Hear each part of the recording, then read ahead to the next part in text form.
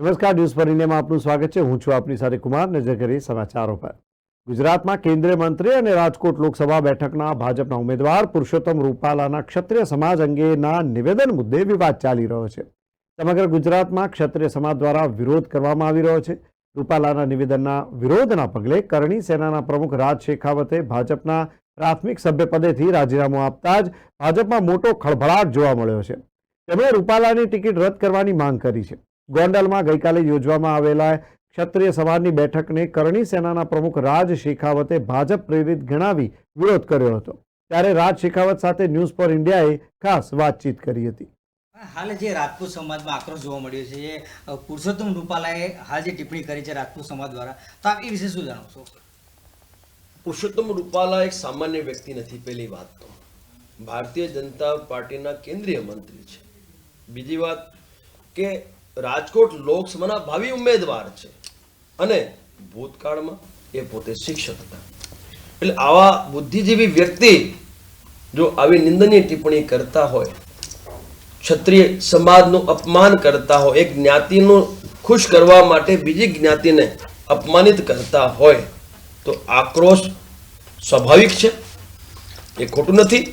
અને આક્રોશ છે શા માટે? કારણ કે અમે સ્વાભિમાની છીએ, અમે ક્ષત્રિય છીએ અને આ દેશ માટે, દેશની જનતા માટે અમે આ ધરતીને ખૂનથી સિંચી છે. અમે અખંડ ભારતની રચના માટે અમે 566 રજવાડા સમર્પિત કર્યા છે.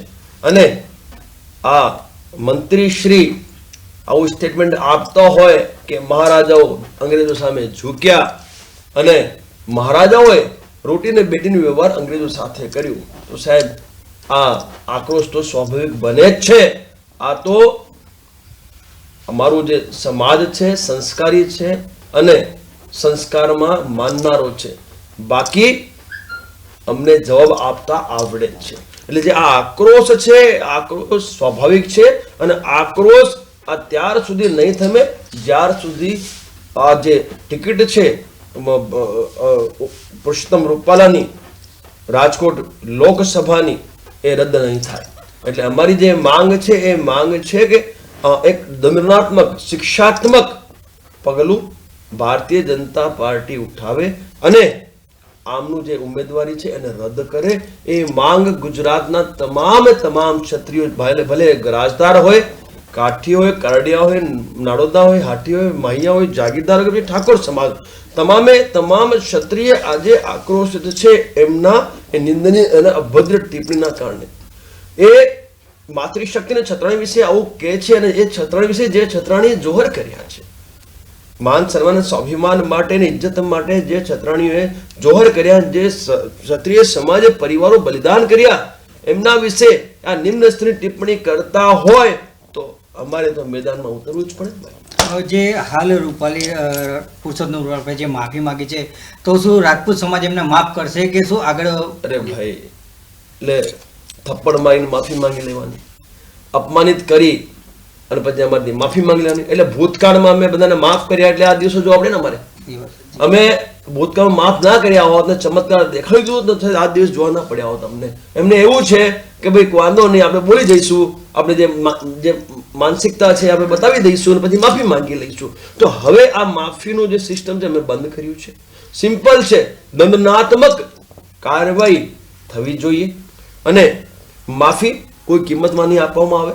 માંગ માત્ર એક છે કે જે લોકસભાની ટિકિટ છે એ રદ કરવામાં આવે અને જો બીજી કોઈ લોકસભા સીટ બધી ટિકિટ પણ આપશો તો પણ અમે પુરુષોત્તમ રૂપાલાને જીતવા તો નહીં દઈએ. કારણ કે લોકસભામાં અમારી જે સંખ્યા છે નિર્ણાયક છે. આખા ગુજરાતમાં ક્ષત્રિય સમાજની સંખ્યા લોકસભાઓમાં નિર્ણાયક છે અને ઘણી જગ્યાએ તો અમે અને સફળતાવાળી જગ્યાએ બેઠા છીએ. એટલે જો અમને ન્યાય નહીં મળે, અમને નિર્ણય અમારા તરફેણમાં નહીં આવે તો અમે વોટની ચોટને વોટની ભાષામાં પણ જવાબ આપવા માટે તૈયાર છીએ. હાલ જાણવા મળ્યું છે કે તમે બીજેપીમાંથી રાજીનામું આપ્યું છે, એ વિશે શું કહેશો? હવે મને એક વાત જણાવો, મારું અસ્તિત્વ શું? મારું જે અસ્તિત્વ બનાવનારા કોણ? મારો ક્ષત્રિય સમાજ. આજે ક્ષત્રિય સમાજ મારી સાથે હતો એટલે મને ભાજપાએ સ્થાન આપ્યું, બાકી ના આપે. પહેલી વાત, આજે એ જ ભાજપા એક એવા વ્યક્તિની તરફેણમાં છે જે વ્યક્તિ મારા સમાજનું અપમાન કરી રહ્યો છે અને એ વ્યક્તિને બચાવવા માટે ગોંડલમાં રાજકીય આગેવાનો, ભાજપાના રાજકીય આગેવાનોને લઈ જઈ અને મિટિંગ ગોઠવે છે અને રાજકીય આગેવાનો પણ એમના અને દોષી વ્યક્તિ પણ એમના. તો અહીંયા ન્યાય ક્યાં? નિષ્પક્ષતા નહીં, આ પક્ષપાતપૂર્ણ ન્યાયની વાત થઈ અને રાજકીય પક્ષો દ્વારા એમને માફી આપવામાં આવી. સામાજિક સંગઠનો ત્યાં નહોતા, બીજી પાર્ટીના સામાજિક જે ન્યાય રાજકીય આગેવાનો પણ ત્યાં નહોતા, એ નહોતા. બરાબર છે. હવે આવી પરિસ્થિતિમાં અમે કઈ રીતે આ સ્વીકારી લઈએ કે અમે એને માફ કરીને? માફ શા માટે? અમે તો કીધું જ છે ને સાહેબ, આ જે રાજકીય આગેવાનો જ્યારે આ ભાજપાની તરફે લઈ શકે છે, જે રાજકીય રોટલાઓ શેકી રહ્યા છે, આજે આ ઘટનામાં આવું જ થયું છે.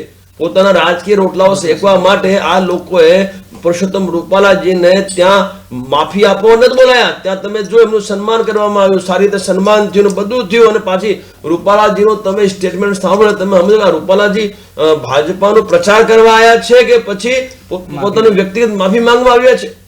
તો આ જે બધું જે સ્ટન્ટ હતું ને, સ્ટન્ટ અમારે સ્વીકાર્ય નહોતું, એટલે સમાજ પાછું મેદાનમાં ઉતર્યો અને અમારી આજે પણ એ જ માંગ છે, કાલે પણ એ જ હતી અને આગળ પણ અમારી એ જ માંગ રહેશે કે ભાઈ આ રૂપાલાજીની તમે ટિકિટ રદ કરો અને આ લોકસભામાં રૂપાલાજી લડવા ના જોઈએ.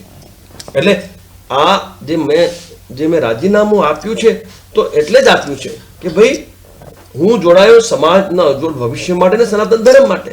અહીંયા તો સમાજનું અપમાન થાય છે, અપમાન કરનારો એમનો વરિષ્ઠ મંત્રી છે, એના સામે કોઈ પગલાં લેતા નથી અને પાછું એના પર પડદો રાખવાની કામ કરી રહ્યા છે. તો ભાઈ આવી પાર્ટીમાં મારે રહેવાની આવશ્યકતા નથી. સમાજ જ્યાં છે ત્યાં રાજ શેખાવ છે, સમાજમાં આક્રોશ છે અને સમાજને ન્યાય અપાવવું એ મારું પ્રાથમિક દાયિત્વ બને છે. સરકાર દ્વારા કેવા પગલાં લેવામાં આવશે એ વિશે શું કહેશો? કે કઈ કાર્યવાહી થશે કે નહીં થાય? કાર્યવાહી તુરંત થાય એવું છે.